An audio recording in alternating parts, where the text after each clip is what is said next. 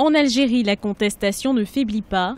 La perspective d'un 5e mandat du président actuel Abdelaziz Bouteflika suscite l'ire de la population.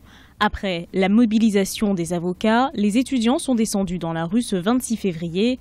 Ils réclament, par le biais de slogans et d'affiches, une Algérie libre et démocratique. Je crois que la principale raison et la plus importante, c'est de voir un homme malade qui n'est plus du tout en capacité d'exercer ses fonctions, briguer un 5e mandat pour représenter l'Algérie et les Algériens.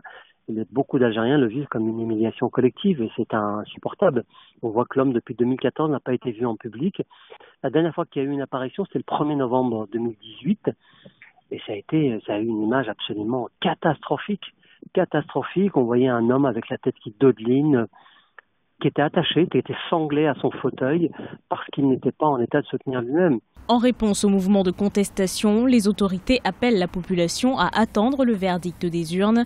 L'élection présidentielle doit se dérouler le jeudi 18 avril 2019, un scrutin auquel la population ne croit pas. Les spécialistes prédisent un fort taux d'abstention. Quoi qu'il arrive, ils n'iront pas voter. Si jamais il est candidat, le taux de participation sera extrêmement faible.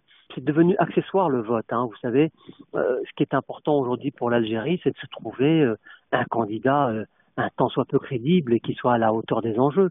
Le président algérien Abdelaziz Bouteflika compte déposer le 3 mars 2019 sa candidature auprès du Conseil constitutionnel. Pour désamorcer les critiques à son égard, il prévoit de convoquer une conférence nationale regroupant toutes les forces politiques, économiques et sociales de la nation pour mettre en place un consensus de réforme.